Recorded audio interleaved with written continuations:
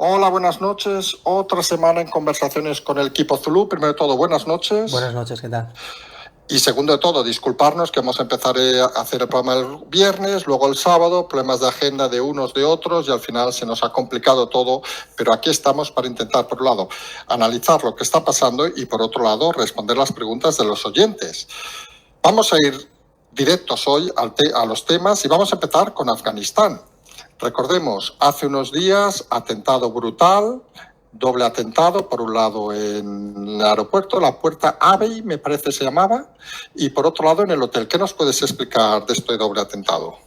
Bueno, esto es algo que todos los servicios de inteligencia de los países que todavía tenían presencia en la capital afgana venían anunciando.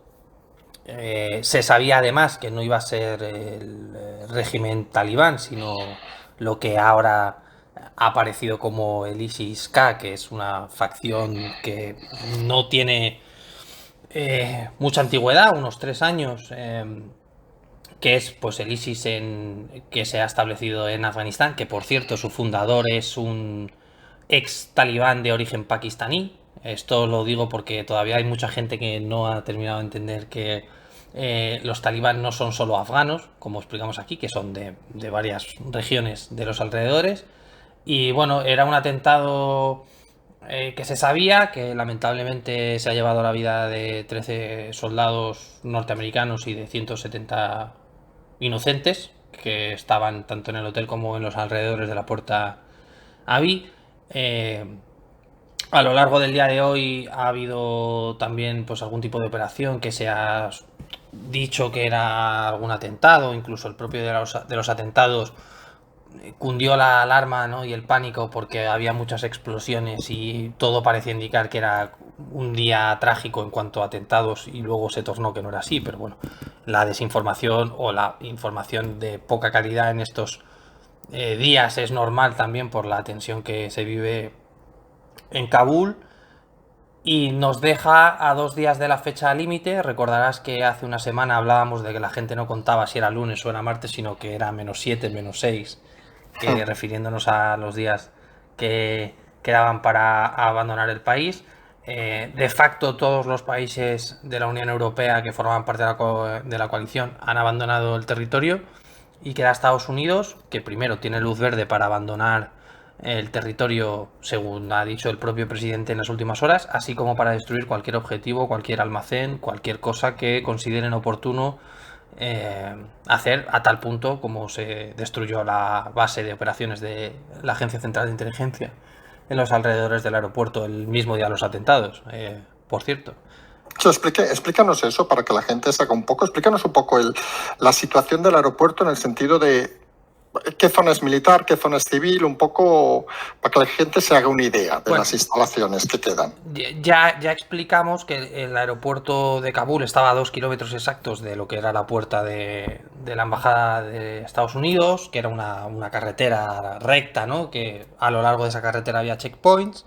Y además tú explicaste muy bien que el aeropuerto estaba al norte de la ciudad, justo en la zona del valle, para poder despegar y a, a aterrizar. Y durante estos últimos días, desgraciadamente por los atentados, todos tenemos la imagen del aeropuerto en la cabeza, pero es verdad que ha suscitado bueno, cierto tipo de dudas al personal, porque bueno, era eh, raro lo de zona civil, zona militar. Por razones operativas, el aeropuerto se dividió de lo que es el tarmac o la pista de aterrizaje hacia el sur, como el aeropuerto civil, que sería un aeropuerto, pues como todos conocemos, de Madrid-Barajas o del Prat, que es las terminales de las compañías que vuelan a Kabul, y de la pista de aterrizaje hacia el norte son las zonas militares, pues que sería cualquier persona que haya visto, a lo mejor, estoy pensando en el aeropuerto de México, que se ve muy bien.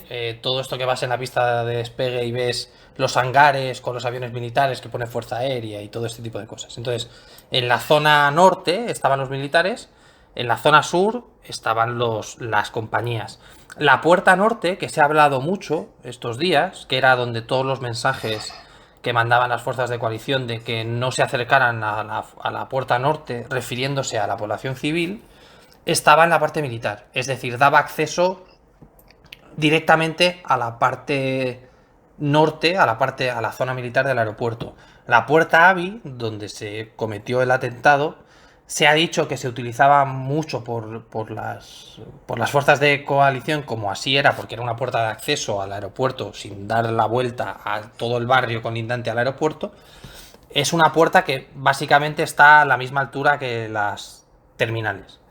Entonces, todas las imágenes que hemos estado viendo de pues el niño pasando por la valla, toda la gente agolpada, donde decía Hispanilla, Hispanilla para pasar, todo eso ha sido donde se cometió el atentado, que no dejaba de ser una zona con un desagüe, como una zona de una acequia, y ahí fue donde se cometió el atentado, que no dejaba de ser un señuelo para posteriormente atentar en la zona del hotel, que es otra zona cercana al aeropuerto, donde se sabía de facto que había personal británico y estadounidense.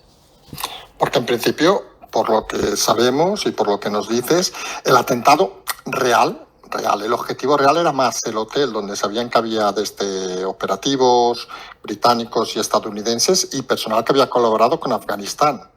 Claro, al final, siguiendo el propio modus operandi de ISIS o de Daesh, en este caso, su objetivo es siempre ir contra lo que ellos consideran los infieles. Entonces, en este caso en particular eran los soldados o los afganos que habían colaborado y que se sabía que estaban siendo protegidos o resguardados en el hotel. Obviamente hay bajas, en este caso de un número de marines en el atentado del aeropuerto, pero eso no deja de ser un señuelo para posteriormente atacar a lo que se considera por todos los servicios de inteligencia. Incluso el otro día el secretario de Defensa de Estados Unidos lo decía, que el objetivo real no era los inocentes del aeropuerto, sino los afganos colaboradores que se resguardaban en el Hotel Banner. Al final, aquí también hay que destacar una cosa. Se ha hablado mucho de los talibán y de Daesh estos últimos días, pero hay que recordar que la mayoría de víctimas son afganos, son musulmanes, y que esto también es importante porque cuando se trata de explicar ciertas cosas, muchas veces se pierde el foco de quién sufre más a los talibán. Y pongo un ejemplo, solo había mucha gente que solo le preocupaba el tema de los talibán por el burka de las mujeres, pero nos estamos dando cuenta de que el terrorismo fundamental islámico no va solo contra el occidental, sino también contra el nacional. Entonces, bueno, simplemente por apuntar.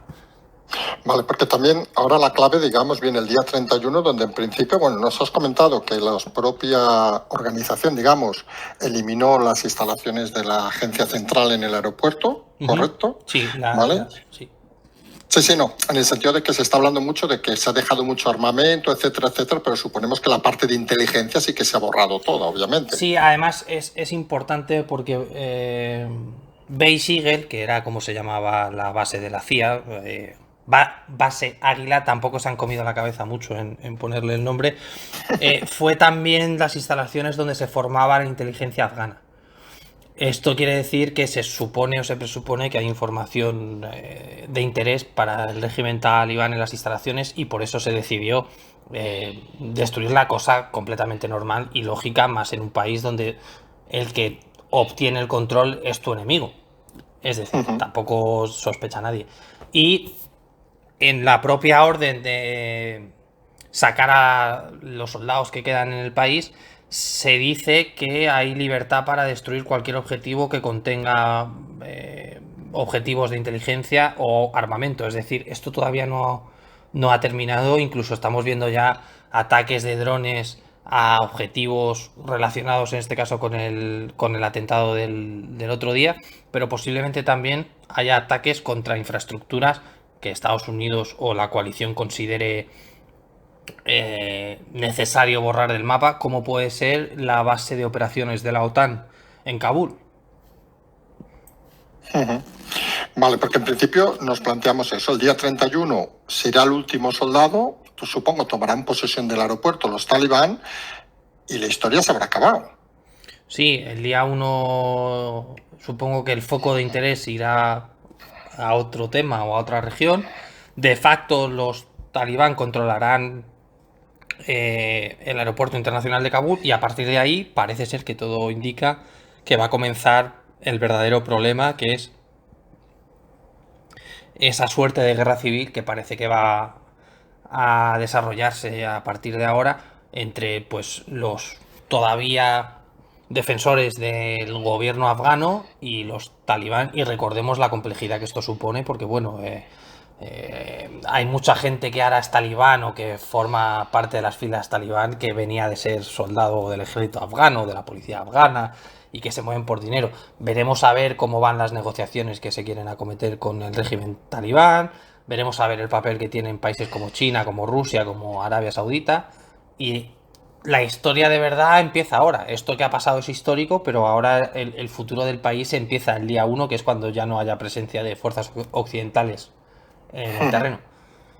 Porque, y los centramos en el último tema de Afganistán, la oposición española se retiraron el mismo día del atentado, a la noche, si no nos equivocamos, y luego estas polémicas que no sé si te han llegado del periodista Pampliegas o Pamplinas, no sé cómo se llama, con una bronca con Irene Montero. ¿Qué nos puedes explicar de este personaje? ¿Es un personaje conocido? ¿Es un personaje público?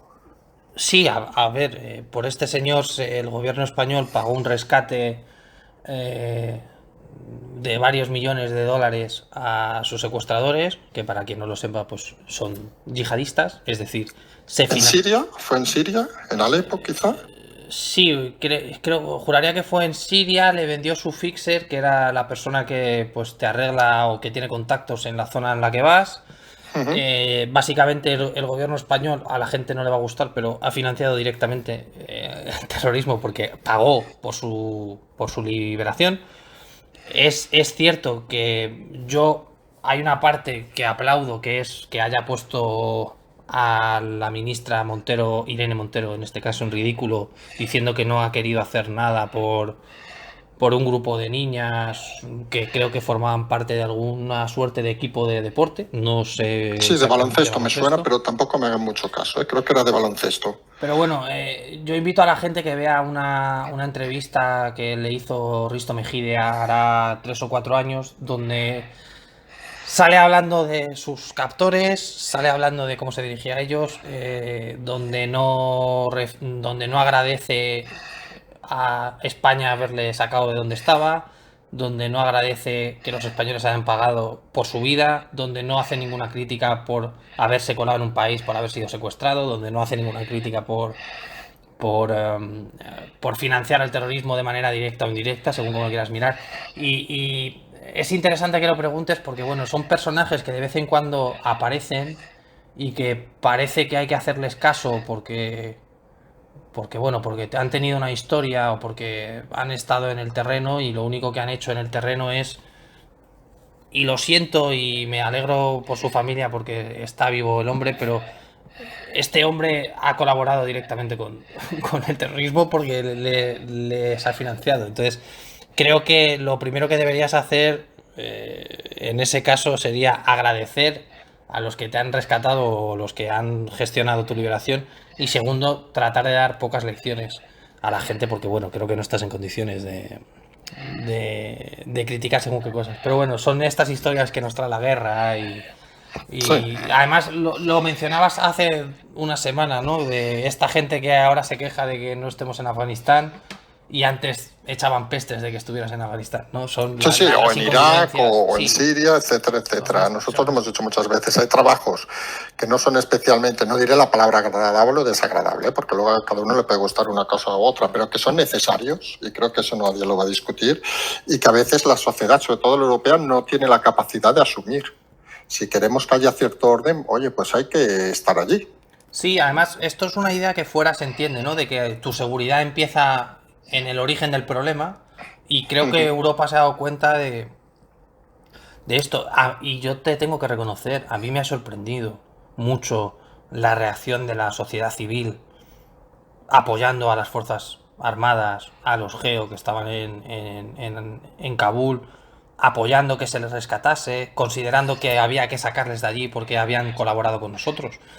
Y es triste decirlo, pero es un avance de donde venimos a donde estamos. Aunque sea momentáneo y sea por un periodo de 2 semanas, porque parece que el mundo se cae, creo que es un avance, porque a lo mejor nos ayuda a darnos cuenta, o a la gente le ayuda a darse cuenta de que nuestra seguridad no solo es lo que pasa en el portal de abajo, o en el barrio, o en nuestra ciudad, que hay cierto tipo de peligros que vienen de muy lejos y que la presencia de fuerzas armadas o de policías en ciertas regiones, aunque nos parezca mentira, nos afectan a 10.000 kilómetros. No, sí, un ejemplo, y creo que estarás también de acuerdo, es el Sahel. Es más importante controlar el problema del Sahel en el Sahel que en Barcelona o en Madrid, que sería un problema. Claro, al final tú lo que puedes controlar en Madrid o en Barcelona puede ser el resultado del descontrol que hay en el Sahel. Porque si en el Correcto. Sahel hubiese un control, pues a lo mejor ciertos operativos, vamos a llamarlos así entre comillas, del Estado Ujú. Islámico, no llegarían o no tendrían la capacidad de llegar a Madrid, a Barcelona, a Salamanca, a Valladolid, a Valencia. Pero es que es un problema mucho más amplio, ¿no? Y es lo que hemos hablado alguna vez de la cultura de seguridad, de que aquí la policía es muy mala, menos cuando nos interesa, de que las Fuerzas Armadas, como dijo el propio Pedro Sánchez, presidente, eh, Sí, había que eliminar el Ministerio de que Defensa. había que eliminar el Ministerio de Defensa. Bueno, pues ahora esos que denostabas han puesto a España en el sitio que se merece y a los soldados y a los policías españoles en el sitio que, ojo, que fuera del despacho del señor Sánchez se sabe el valor que tiene. Bueno, y que le ha permitido a Sánchez hacerse fotos. Sí, Eso también. eso también. Pero Pero en fin. bueno, al final ya sabemos que le gusta más una foto que tonto un lápiz. Entonces tampoco... Bueno, pero sabéis que de estos temas No, no. vamos a hablar Ya lo digo de yo, tú Sánchez. tranquilo.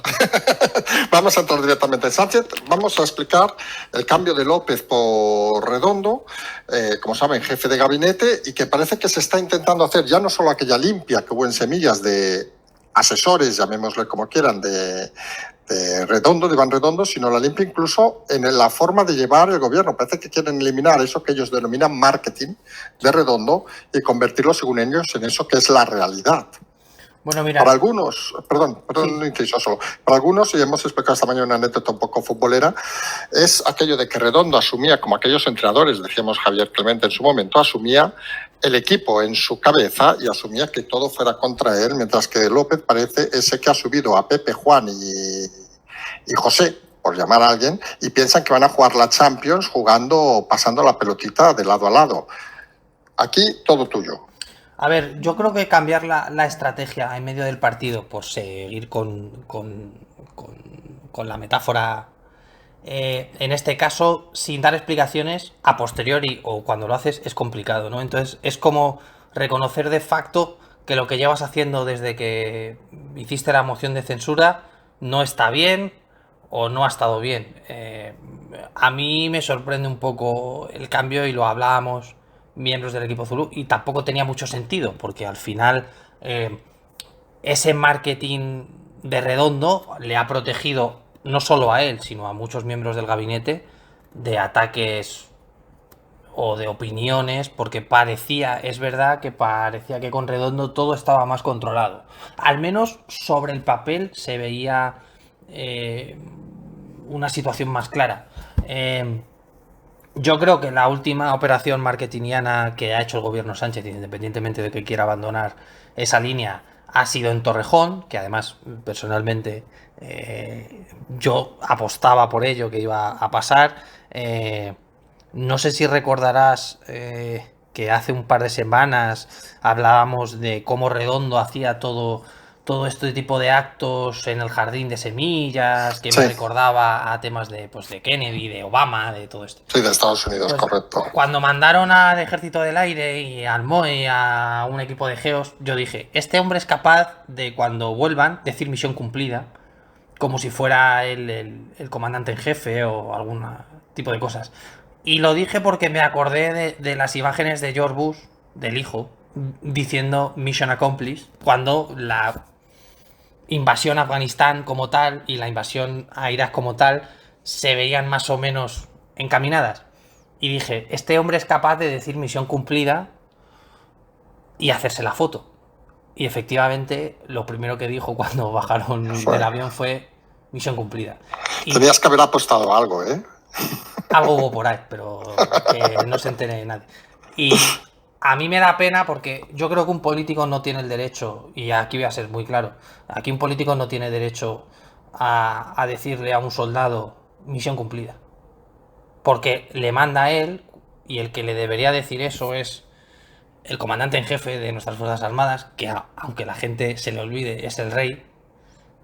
Tenía que haber sido él el que hubiese dicho a sus hombres misión cumplida. Y hasta para eso Sánchez se salta un poco la cadena de mando o incluso el protocolo o el decoro y dice misión cumplida, que yo creo que al final es el buscar la foto, ¿no? Y el marketing y también hacer marketing de que has podido sacar a 2.200 personas de Afganistán. Honestamente, creemos que es de mal gusto, porque al final está sacando rédito de una desgracia de personas. Entonces, aquí ya entramos en la moralidad, que bueno, para el gobierno Sánchez ya sabemos que no es algo muy claro y que navegan entre esas aguas de... Sí, porque ahora que lo has comentado, ¿y qué sensación le puede quedar desde el rey a esas manifestaciones? ¿Se puede, la relación personal, es una pregunta muy compleja, lo sé, se aceptan, mira, va con el cargo, joder, qué imbécil que es, obviamente esto no lo dirán, porque al final hay personas detrás de todo esto. Sí, yo creo que Su Majestad le dará la enhorabuena a sus hombres y a los miembros del Cuerpo Nacional de Policía, pues bien en privado en Torrejón cuando aterrizaron o bien en su cuartel cuando pueda, y además estoy absolutamente convencido. Y lo demás cuesta entenderlo, pero va con el cargo. Al final, él es el jefe del Estado, Sánchez es el jefe de gobierno. Lamentablemente el jefe del Estado, en este caso Su Majestad el Rey, no tiene poder político real en la gestión del país, pero yo creo que estos son victorias de Casa Real por mala praxis de Moncloa. Es decir, creo que aquí se ha dicho mucho que se está atacando mucho a Casa Real o a las instituciones, pero lo que están consiguiendo es fortalecerlas. Creemos. Independientemente de lo que piense su majestad, creo que nadie dudaba de que Pedro Sánchez iba a querer sacar algún tipo de rédito de algo que no le corresponde. No, al final, y algunas lo hemos comentado, la Casa Real tiene la función que tiene, punto. No es una función política, sino es una función institucional. Y si te toca un presidente más simpático, menos simpático, más agradable, más métete en todo, tienes que asumirlo. Supongo que el tema va por ahí. Es decir, ya pensarás luego, joder, con este era más simpático, este era más agradable, o con este vino un día a cenar. Pero la parte de obligación formal, que es algo que a veces se olvida en la política, porque vemos, por ejemplo, algunos líderes, nos acordamos, por ejemplo, aquí en Cataluña pasa a menudo, que si tú eres presidente de la Generalitat y viene el rey, formalmente, aunque te caiga mal, tienes que ir. Sí, sí. Y eso allí lo asume el rey. Claro, porque, a ver, aquí si en este país hay alguien que tiene claro su papel, te puedo asegurar que es Su Majestad. El problema no es de él, es del presidente Sánchez, que pues él se pasa estoy pensando en los fallos de protocolo en el pasamanos en el Palacio Real, sí, que no ha ocurrido una vez, sino dos. Pero, ¿qué podemos esperar de un hombre que quiere sacar rédito cuando las decisiones que se han tomado ni siquiera venían de él, sino venían del GEMAT y de la ministra Robles? Porque aquí cuando tenemos que criticar, criticamos. Pero toda esta operación no ha salido de la cabecita del presidente, sino ha salido de la cabeza de la gente que está para eso en el Estado, que es el GEMAT, es el ministro de Defensa. Pues aún así, él quiere sacar rédito. Y es hasta ridículo. Que, ojo, le ha venido muy bien porque venimos de los abucheos en el pueblo de Ávila cuando hay la mata. Entonces, claro, de repente tienes esta ventana de oportunidad, pues él en su cabeza habrá dicho, voy a aprovecharla. Pero bueno, ¿qué vamos a decir a estas alturas? Bueno, sí, creo que sobre Sánchez tampoco vamos a hacer un monográfico a estas alturas, porque sería un programa de humor y aquí intentamos ser un poco serios. Si te parece, empieza el curso, iba a decir escolar, perdón, también empieza el curso escolar, obviamente, pero el curso político, y hacemos un rápido repaso, si te parece, a la oposición, porque en principio del gobierno ya hemos hablado, la otra parte del gobierno de Podemos, tenemos alguna pregunta interesante luego en las preguntas sobre algún miembro. ¿Qué te parece cómo va a afrontar a partir de ahora? Vamos a hablar de 3 personas, Casado, Abascal y Arrimadas. Empezamos por Casado. Bueno, primero decir que ha sido un verano atípico en el sentido de que no ha sido el típico verano donde no ha pasado nada. Es verdad que no ha pasado nada durante casi todo el tiempo que han estado ausentes, pero en un corto periodo de tiempo ha habido mucha actividad política referida a pues en este caso, al tema de Afganistán y de los incendios. Casado empieza el curso. Voy a hacer un poco el juego como el repetidor que sabe dónde está, que sabe dónde puede ir, pero que está a la espera de los acontecimientos. Al final yo creo que en el PP hay incluso cierta urgencia de que el gobierno no sea capaz de sacar adelante esos presupuestos.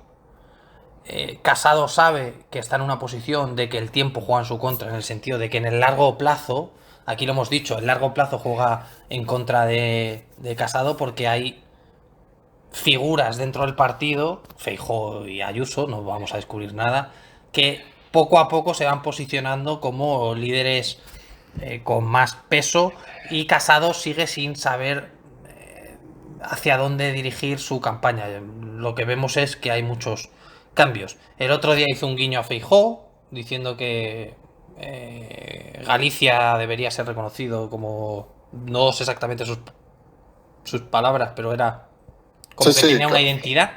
Correcto. Lo cual nos parece que va dirigido a calmar un poco los ánimos que pueda haber en Feijóo o en su equipo, que no deja de ser curioso ese guiño a Galicia cuando muy probablemente el votante tradicional del PP huya de esos discursos identitarios autonómicos, pero tiene fe en que todo salte.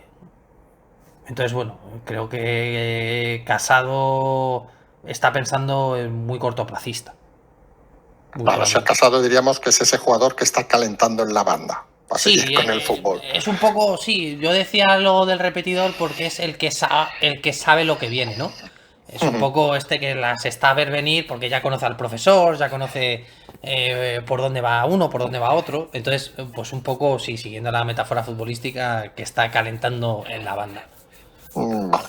Y entramos a Abascal, que ha estado casi desaparecido o no nos hemos enterado, durante todo este periodo no se ha prodigado mucho. Y cada vez en el partido llegan informaciones de que se prodiga más gente que él. No sabemos si eso hay que interpretarlo de alguna manera. Hay que interpretarlo como que están empezando a entender los tiempos de la política y están empezando a entender que uno se quema. Creo que uno de los problemas de Vox, que aquí hemos dicho mucho, es que las formas en ciertos asuntos se alejan de lo que se podría esperar y que muchas veces generan frustración sin quererla. Es decir, salen a hablar de un tema, salen a explicar un tema en el que muchas veces, y es cierto, tienen razón, pero las formas distorsionan el mensaje. Creo que el paso atrás de Abascal estos días, todo hay que decirlo, con alguna foto soberbia por parte de su señora, incluso de él en redes sociales, que le quita un poco de peso a esa figura del político. Creo que viene bien no solo a la figura de Abascal, sino al propio partido, porque además recordarás que allá por junio tú y yo hablamos de qué pasaba con la figura de Abascal, que parece que hay gente en el partido que está subiendo, que de hecho yo dije una frase de si hay alguien capaz de poner en cintura a Europa en este caso, era alguien que luego me preguntaron quién era y me refería a un miembro de Vox, a Espinosa Los Monteros. Entonces creo que la estrategia que ha seguido Vox estas semanas ha sido bastante acertada. Porque podríamos decir, haciendo un símil, ya este no es futbolero, que Vox crece con más Olona y menos Smith. Sí. Vale. Smith, para los... ya voy a seguir con los futboleros porque ya que llevamos todo el rato. Smith es ese jugador que está porque estuvo en los mejores tiempos, pero que ya dices, bueno, juega poco, ¿no? Ese Busquets o ese... No, o Julio Salinas en su momento. Por ejemplo. Vale, Entonces, si tú nos estamos haciendo nada amigos hoy. Que no, veas, pero es bueno porque Smith fue parte de los que propulsó al partido, además de una manera objetiva, pero es verdad que en los últimos meses, incluso me atrevería a decir desde que contrajo COVID, su forma de presentarse o el ruido que hacía ha disminuido y ha habido otras figuras que han representado al partido y quizás no de forma tan drástica como lo hacía Smith, porque una de las cosas que siempre se le ha criticado era que en las formas era un poco, no quiero decir violento, sino un poco intenso. Sí, intenso, En cambio, intenso. Olona, yo tengo que reconocerlo.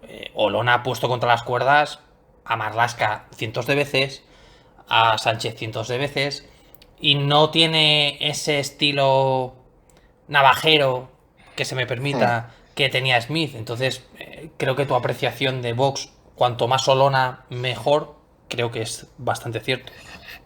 Y vamos al último de la oposición. No entramos en los independentistas y todos los partidos minoritarios, aunque el partido Arrimadas será minoritario, porque quedará Arrimadas o nadie, parece, ¿no? Sí, además, voy a contarte una cosa.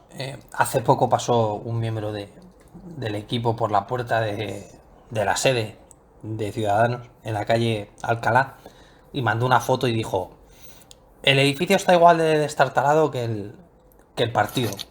Con fotos. Y ves el edificio y ciertamente es este edificio que tiene como suciedad el agua en la fachada, que el cartel se medio cae atroz, ¿sabes? Este tipo de cosas que dices, uy, igual van a cerrar prontito. Entonces creo, por hacer un poco la broma, posiblemente uno de los partidos que más está deseando que Sánchez acabe la legislatura porque le da tiempo es Ciudadanos. Sí, porque está claro que si hubiera elecciones mañana, queda uno o ninguno. Es que no tiene más vuelta de hoja. Nosotros tenemos la duda de que estuviese incluso en el grupo mixto, sinceramente. Y además las últimas encuestas que han salido no es que les tenga que apetecer mucho acudir a las urnas. Sí, porque les daban un diputado exclusivamente. Uno y además, creo recordar, no sé si era la encuesta de GAT3 o algo así. Sí. Les daba un escaño y raspadito. Entonces, claro, esto al final, cuidado que se puede complicar. Porque que luego entraremos, creo que hay una pregunta sobre el tema, pero yo ya te la planteo ahora y así si llega y no la preguntamos. ¿Y Arrimadas acabará en el PSOE?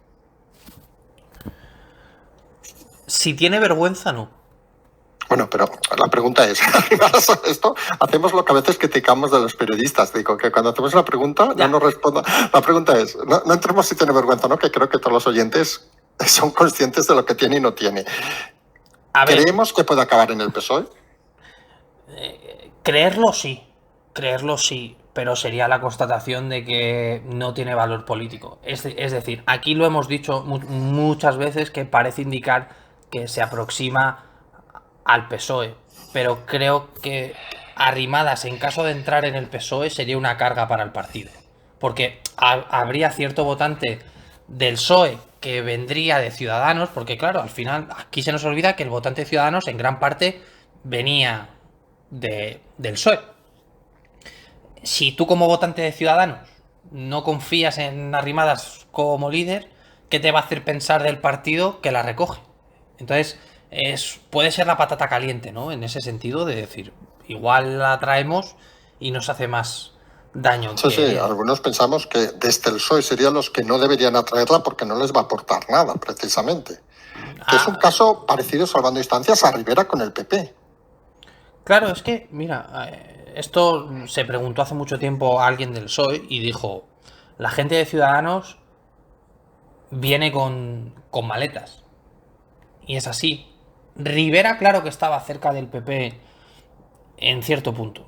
Pero primero, ¿dónde encajaba Rivera o dónde podría encajar Arrimadas en el PP, el primero, o en el PSOE, la segunda? No solo traerlo, es dónde encajarlo. Se ha visto con Toni Cantó.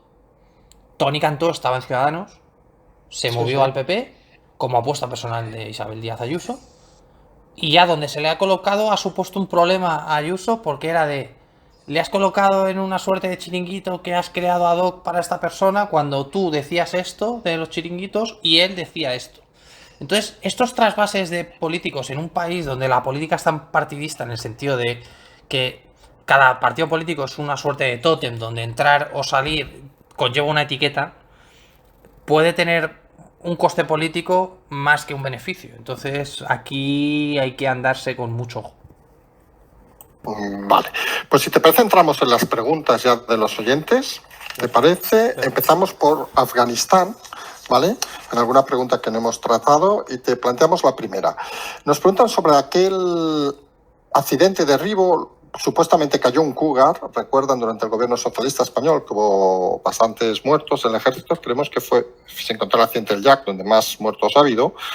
Y nos pregunta el oyente, primero, que si el helicóptero, pudo ser derribado por los talibán, que le llamó mucho la atención que ningún periodista preguntó siquiera si había caja negra para saber exactamente qué había pasado, porque técnicamente nunca se supo, en principio, si se había caído por circunstancias, si había chocado incluso con un segundo helicóptero español o si había sido derribado por un misil tierra-aire talibán. ¿Qué podemos decir sobre este caso? Bueno, esto se investiga y se investigó por parte de un servicio, en este caso del ejército del aire.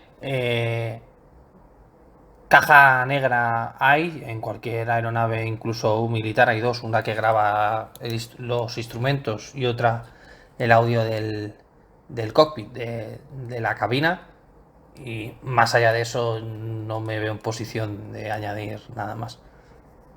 Vale, pues vamos a la siguiente pregunta. Nos dice un oyente que no acaba de entender si los afganos que están viniendo a España son para mandarse a otros países o llegan para quedarse directamente en España. A ver, aquí es una muy buena pregunta. Aquí podemos diferenciar dos cosas. La gente que está llegando a Torrejón y la gente que está llegando a Rota. La que está llegando a Rota viene dentro de lo que es la evacuación de Estados Unidos, y Rota es una base conjunta. Toda esa gente, su destino final es Estados Unidos, porque tienen una visa que se llama visa S, que es la que les posibilita, es una visa especial que, por ayudar a las Fuerzas Armadas de Estados Unidos, van a ir a Estados Unidos. Ahora bien, el problema viene en Torrejón. ¿Por qué? Porque la Unión Europea dijo, España se ha prestado voluntaria, porque esto ha sido así, a acoger en un hub, en un centro de distribución, vamos a llamarlo en estos términos, todos los inmigrantes afganos que salgan del país de la mano de países de la coalición. Y se dio unos números de cupo.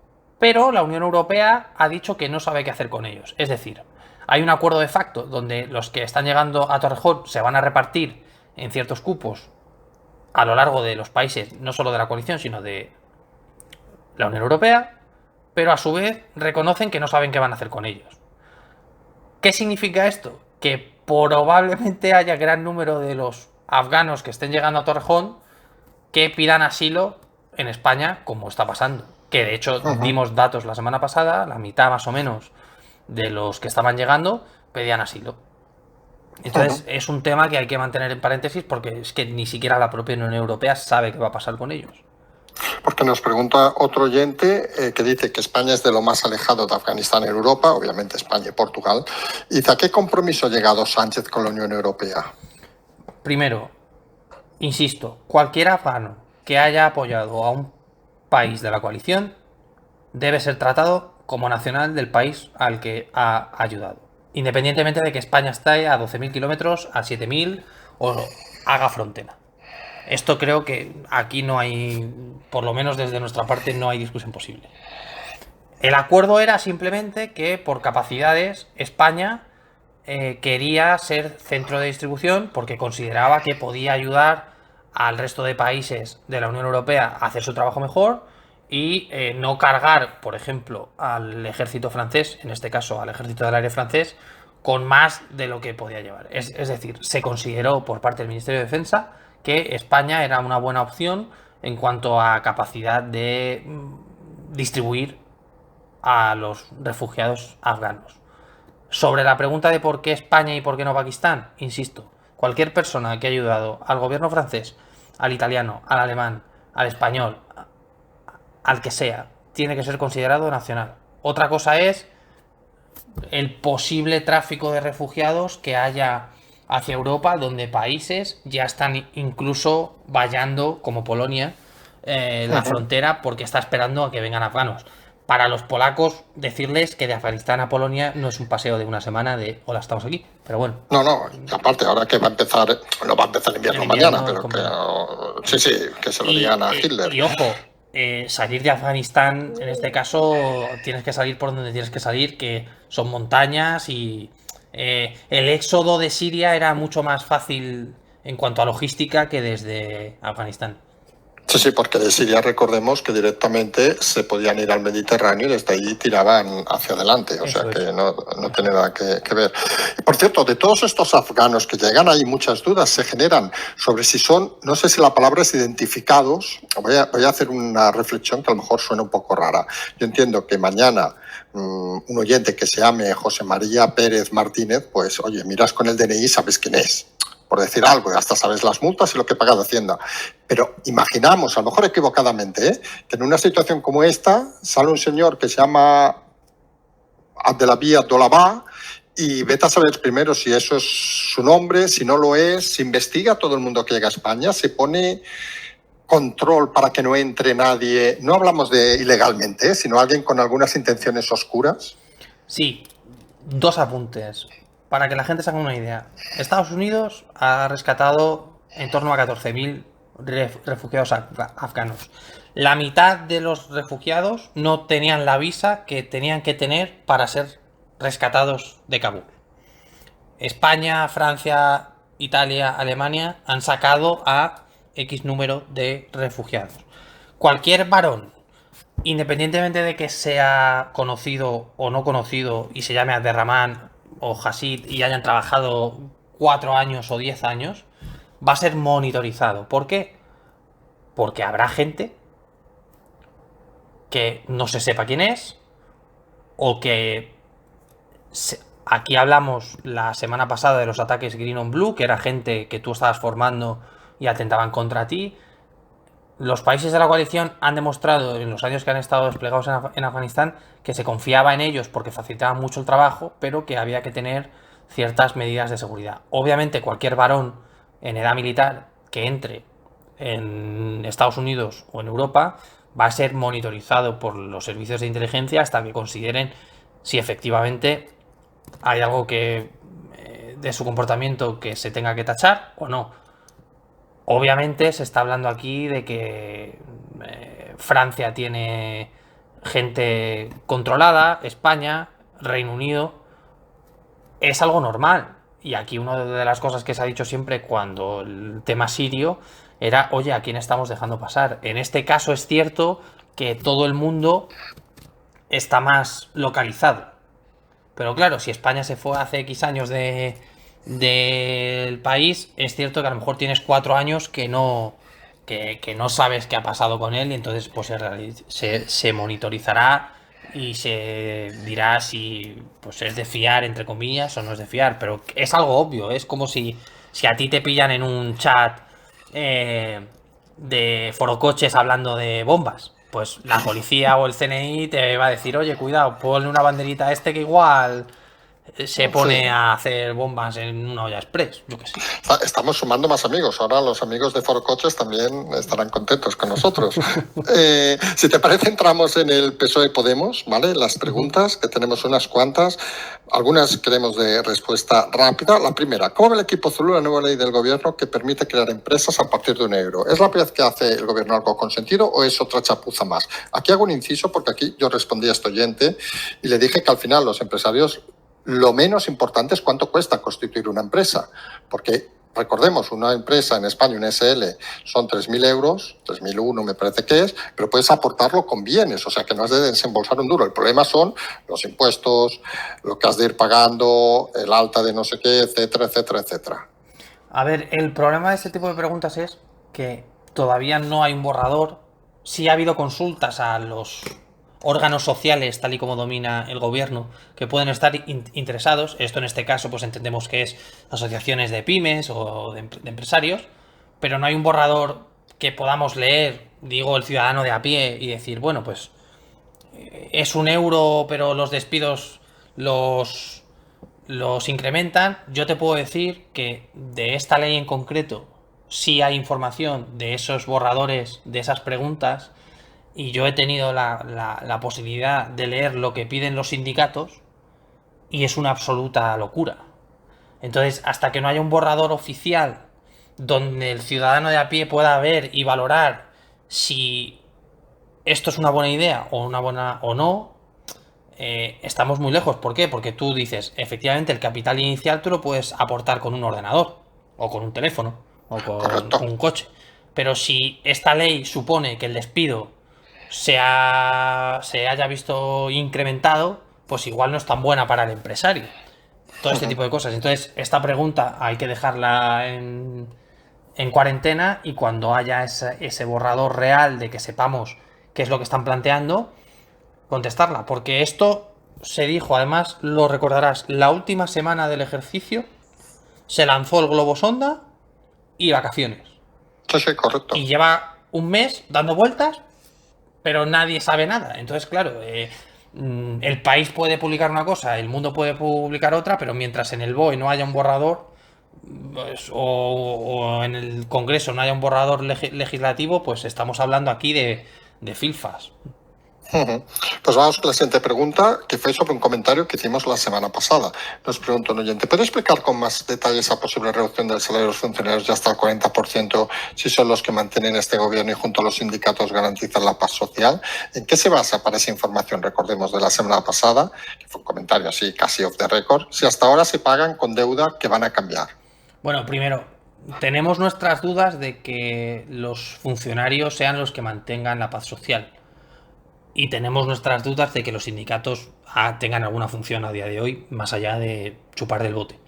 El dato sale de informaciones de Bruselas y sobre todo sale de los últimos rescates que ha habido en la Unión Europea, en Grecia, con la crisis del 2008, donde se impuso una quita del 40% a funcionarios. O sea, no es que... Es una forma de hablar, en cierto sentido, de un 40% suena una quita bastante importante sobre el salario de cualquier persona, pero en este caso era una cifra también que venía dirigida porque la última vez que se hizo en Grecia, repito, era de esa cuantía.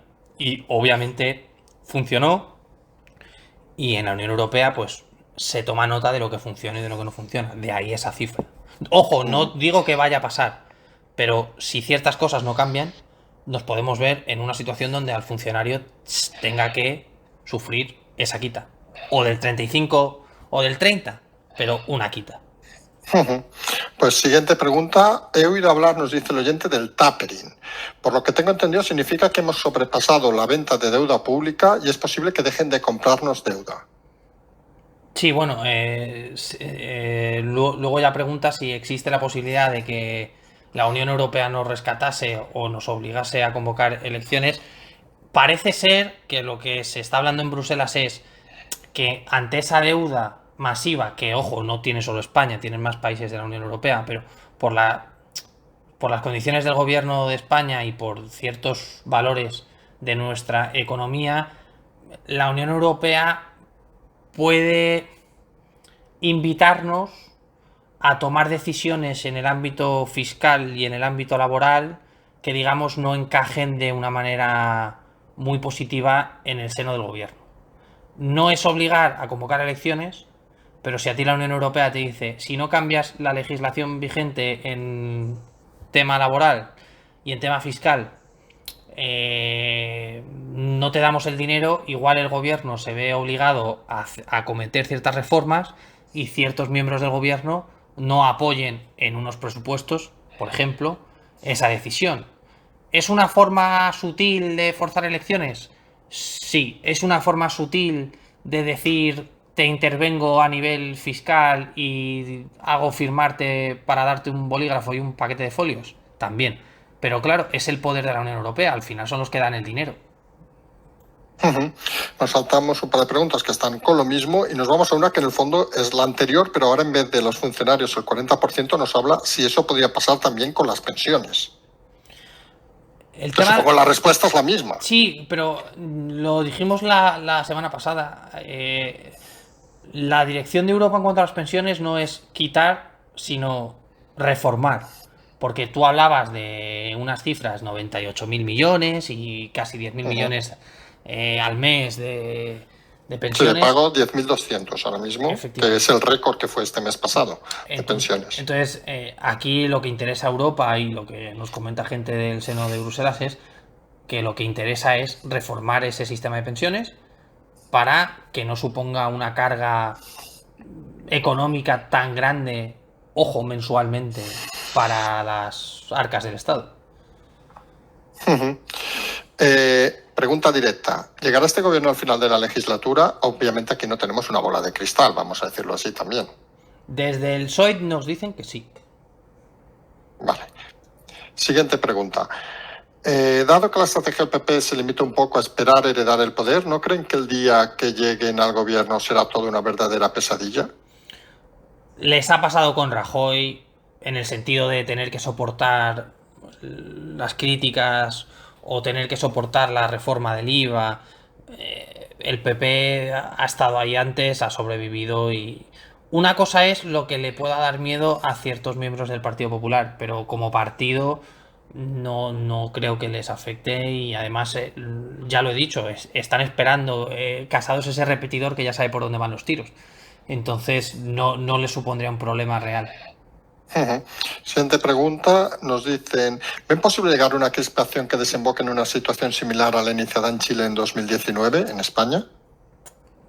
Comparar Chile, con todos los respetos al pueblo chileno, con España es muy complicado porque la base democrática que hay en Chile no está tan madura como la española. Que pueda haber crispación, entiendo que la pregunta se dirige hacia la crispación social, esas manifestaciones en la calle, que se quemaron estaciones de metro.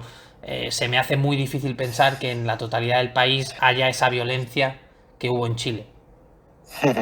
Que ojo, eso no significa que la gente salga a la calle, pero tú que has vivido los disturbios de Barcelona estarás de acuerdo que una cosa es manifestarse y la otra es quemar la ciudad. Sí, bueno, en Barcelona, como hemos visto de todo, pero, sí, bueno, pero es cierto que la gente masivamente no sale a quemar la ciudad. Eso en Barcelona salen los de siempre. Pregunta súper concreta. ¿Se sabe el nombre de quién había pensado Sánchez para sustituir a Marlaska en Interior? Saben que se dijo que ya estaba decidido y como la persona que había, entre comillas, decidido le dijo el viernes a la noche que no, se quedó a Marlaska. A nosotros no... O sea, no nos consta el nombre, nos consta que se habló por parte del gabinete de Moncloa, pero Marlaska era la última apuesta personal de Pedro Sánchez y recordarás que hemos hablado mucho de los parapetos de Sánchez como presidente. Sí, correcto. Como en cualquier historia hay varias formas de contarla o varias... digamos que alguien pensó que si se iba a Marlaska se iba a quedar demasiado solo ante el peligro. Entonces no conocemos el nombre y en caso de conocerlo creo que tampoco aporta mucho a... Vale, saltamos pregunta y nos vamos a una que es la que hemos avanzado antes. Aquí nos añaden otro nombre. Nos dicen, ¿acabarán Inés Arrimadas y Yolanda Díaz formando parte del PSOE en las próximas elecciones generales? Bueno, de Inés Arrimadas está contestado. Yolanda Díaz, teniendo en cuenta el cariz político de Yolanda Díaz, podríamos asegurar casi al 100% que sería inviable absolutamente. Nos preguntan la siguiente pregunta. En Moncloa se tiene sobre la mesa, Yolanda Díaz se ha fichado, es más o menos lo mismo, para el PSOE en las próximas elecciones, para cuando la maquinaria de Moncloa tiene previsto que la legislatura caduque antes de las municipales o después. Bueno, la hemos contestado, nos la saltamos. ¿Saldrá ahora el tema de los másteres falsos a ministra de Trabajo o se ha barrido ese tema bajo la alfombra para incomodar a políticos de otras formaciones que pueden estar en la misma situación? Aquí avanzamos nosotros una cosa que, como saben, Macarena Olona ha hecho una pregunta y ha insistido que esta semana que viene va a volver a preguntar en el Congreso sobre el tema. No sé si hay algo más que añadir. Sí, bueno, en este caso, por no incomodar, la justicia ya ha hablado de las otras personas. Entiendo que se refiere a Casado y todo esto. Sí, ya a Cifuentes, supongo. A Cifuentes no hay nada que discutir porque ya está todo en sede judicial, ojo, ya está todo dirimido. Yo creo que aquí Vox vuelve a adelantar por la derecha al PP y no deja caer en el olvido algo que es bastante importante, que es pues si una ministra está o no mintiendo en un currículum. Vamos a ver cómo va el tema con Olona los próximos días. Siguiente pregunta. ¿Qué reivindicaciones tendrán las diversas formaciones para pactar con Sánchez los presupuestos? ¿Saldrán adelante? Los independentistas más trasvases de poder, como pues el último que ha habido en prisiones al Partido Nacionalista Vasco, que por cierto ya está dando permisos carcelarios a condenados. Efectivamente. Sí. Y aquí volvemos a repetir, nosotros tenemos serias dudas de que puedan sacar presupuestos sin ceder demasiadas cosas que sean muy difíciles de explicar al pueblo. Es decir, el PSOE se ha puesto en una situación donde le es muy difícil ceder y sobre todo le es muy difícil explicar qué está cediendo y por qué. Entonces, esto de los presupuestos lo dijimos aquí hace bastante tiempo, que teníamos dudas de que pudieran salir adelante sin ninguna cesión importante y lo seguimos diciendo. Perfecto, entramos a las últimas preguntas, vamos a intentar sintetizarlas de forma rápida. La primera, una frase que repetimos a menudo, el refuerzo de la democracia del que hablamos habitualmente, ¿pasa por el refuerzo, nos dice el oyente, del bipartidismo? No, el refuerzo de la democracia pasa primero porque nosotros como ciudadanos tengamos y exijamos una participación más activa en el día a día de la política, y pasa también porque los partidos políticos, creo que a lo mejor no estás de acuerdo conmigo, pero lo de que haya 2 partidos o 7 no es el problema, sino cómo son los partidos, cómo se financian los partidos. Correcto. ¿Qué participación puedes tener ya no en el partido, sino en la propia administración? Si puedes acudir a tu diputado y decirle, es usted un mamarracho, tengo mi región o mi zona o de la provincia destartalada con una carretera que no se arregla. Yo creo que no pasa por los partidos, sino por todo lo que significa la financiación, el funcionamiento y sobre todo el funcionamiento de las instituciones. A mí que haya 2 partidos o 7, creo que es hasta bueno. Cuanto más partidos, que recoja más ideas, bien. Otra cosa es, podríamos entrar a debatir si ayuda a la gobernabilidad o no. Eso es otro tema. Estamos totalmente de acuerdo. Da igual el número de partidos mientras lo hagan bien. Si son 28, pues 28. Si es uno, es uno. Bueno, si es uno, no, que no habría mucho que elegir. Al menos que sean 2. Pregunta súper concreta. ¿Existe un portal de transparencia europeo al igual que existe el español? Aunque últimamente conteste poco, mal y nunca. Como tal exactamente igual, no. Hay métodos para comprobar ciertas cosas en la Unión Europea. Absolutamente sí. Que hay una plataforma, a ver, en Consilium hay una suerte de portal de transparencia, pero como tal, no. Que hay mucha más transparencia en la Unión Europea y te diría que el 99,9% es público, absolutamente sí.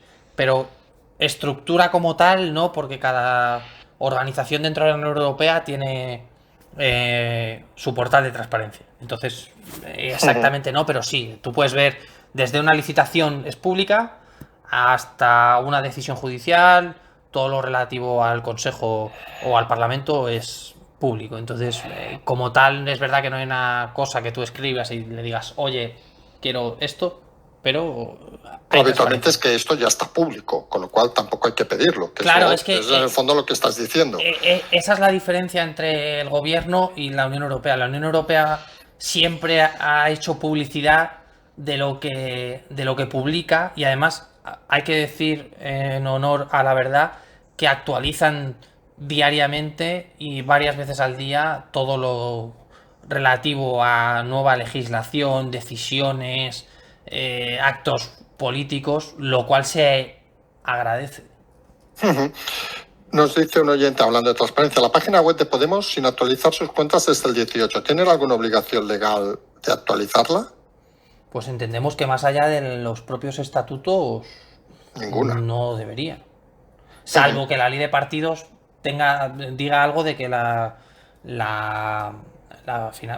cuentas de un partido tienen que ser públicas, que te digo la verdad no nos ha dado tiempo a comprobar. Pues lo pasamos para otra semana. Nos dice, ¿cree que hay un paralelismo entre Ciudadanos y UPyD? Por los movimientos estos a veces de que un día para un sitio, un día para otro. Sí, hay cierto tufillo, si se me permite, entre Ciudadanos y UPyD. Lo raro es que Ciudadanos no aprendiese de UPyD. Y ojo, a mí me gustaría destacar, Rosa Díaz, de lo que fue en UPyD a lo que es ahora. UPyD estaría mucho más cerca ahora del PP que lo estaba antes del PSOE. O sea, ha habido un giro en cuanto al ideario en lo que fue la fundadora de UPyD bastante increíble. Vamos los dos. Perdón. Y recordar que esta pregunta se la han hecho muchas veces a Toni Cantó, porque él empezó la política en UPyD. Sí, y vaya usted a saber en qué partido acaba Toni Cantó. A ver. Sin comentarios. Dos últimas preguntas. Recientemente nos dice Yone Belarra Belorra, saben que hacemos aquí la broma porque ahora voy a quedar fatal, no sé cuál es su apellido real, dijo que Marruecos violaba los derechos humanos y no sería prudente alcanzar un acuerdo con ellos. Nos preguntan cómo, sabiendo esta información, el rey Mohamed quiere reunirse con Pedro Sánchez. Suponemos que obviamente sabe que en el gobierno hay gente que odia a Marruecos. ¿Tú crees que a Mohamed esto le importa lo que un carajo, diga? Yone Belarra, sí. Primero, eso también, sí. Primero, lo que diga Yone Belarra. Segundo, sí. Tengo mis dudas de que alguien le haya dicho esta niña, porque al final es una niña, es ministra de no sé qué ministerio, que honestamente el ministerio de Yone Belarra en Marruecos se lo dicen y se lo tienes que explicar porque dirán, ¿cómo? ¿Qué es esto? Ah, vale, gracias. Le da exactamente igual. O sea, vale. Y luego aquí hay una cosa importante. Cuando tú quieres algo, obvias lo que no te gusta. Si yo quiero sacar contigo una negociación porque me beneficia, saque lo que saque, y alguien de tu círculo dice una tontería, pues me la salto y te doy la mano y ya está. Pero vamos. O sea, que si nosotros no sabemos cuál de las dos ha sido la que ha hecho las declaraciones, si Belarra o Belorra, suponemos que el rey tampoco lo sabe ni le importa. El nuevo embajador, la última pregunta de Ecuador, ha comentado que existen unos contratos con Podemos en los que nombra Kinema a Juanma del Olmo e Irene Montero. Nos preguntan si es cierto y si es legal. ¿Y qué se puede explicar si ambas cosas son ciertas y legales? Es cierto, no quiero decir la institución que lo está investigando porque no quiero meter la pata, pero sé que hay una institución que sería básicamente lo que viene a ser el Tribunal de Cuentas de la República del Ecuador, que está investigando todo este asunto porque parece ser que en Ecuador ha supuesto un problema y que ha habido un desvío de fondos de los impuestos de los ecuatorianos hacia esta empresa y se está investigando. Ojo que puede ser otra más para Podemos, otra más para la cúpula del Podemos original, y sobre todo puede ayudar al Tribunal de Cuentas y a la UDEF a atar cabos. Pues si te parece, hemos acabado con las preguntas. Hacemos lo de cada semana. ¿Qué va a pasar esta semana? Teniendo en cuenta que suponemos va a haber un par de días más intensos en el tema de Afganistán, vamos a decirlo así, y que empieza el ciclo político que ya empezó un poco la semana pasada con el Consejo de Ministros, pero que empieza, digamos, a partir de mañana con más fuerza, que esta semana, aparte, creo que en algunas comunidades empiezan los colegios, que sabemos que es la fecha, digamos, cuando se dan por acabadas las vacaciones. Sí, bueno, que Pedro Sánchez se va a dar palmas en la espalda por lo de los incendios y Afganistán ni cotiza. Creo que es algo que todo el mundo sabemos que va a pasar. Creo que va a ser importante todo el tema de los disturbios que está habiendo, y sé que puede sonar una cosa baladí, pero creo que es bastante definitorio de la situación. Todo lo relacionado a los disturbios que está habiendo en Donosti, en Bilbao, en Barcelona, por los fines de semana, del COVID, del no COVID. Creo que hay un punto de hartazgo en la sociedad que va a empezar a empapar al político y donde se van a empezar a tomar decisiones en cuanto a las medidas restrictivas, no solo en los colegios, sino en nuestra vida diaria más pronto que tarde. A mí me gustaría ver las primeras sesiones de control al Parlamento, porque creo que van a ser bastante tensas, además con una carga emocional, porque sabemos que los partidos tienen ganas de empezar a hacer ruido. Los presupuestos, recordemos que se tienen que aprobar finales de septiembre, octubre. Y bueno, creo que estamos un poco como cuando éramos críos, que íbamos al colegio y que estábamos nerviosos por qué va a pasar, ¿no? Al final hace falta tomar medidas, hace falta que nos expliquen todo el tema de la Unión Europea, hace falta preguntarles sobre la luz, hace falta preguntarles sobre las pensiones, hace falta preguntarles sobre el rescate, hace falta preguntarles hacia dónde va a ir el dinero, y tenemos dudas de que el gobierno esté preparado para responderlas. Pues si te parece, la semana que viene ya llevaremos una semana con estas algunas dudas resueltas. El tema de Afganistán creemos que ya estará, decimos la palabra solucionado en el sentido de que estará solucionado para Europa y Estados Unidos. Obviamente para los de Afganistán seguirá el problema durante un periodo, creemos, largo, pero creemos que ya será un tema, tristemente, hay que decirlo así, que desaparecerá de las agendas a partir del martes, miércoles, suponemos. Y si te parece, nos emplazamos a la próxima semana. Estupendo. ¿Vale? Un placer. Como siempre, agradecer la conversación, agradecer responder las preguntas. Nosotros nos emplazamos también a la próxima semana y nos emplazamos mañana a la mañana al segundo café. Y simplemente, como siempre decimos, seguimos.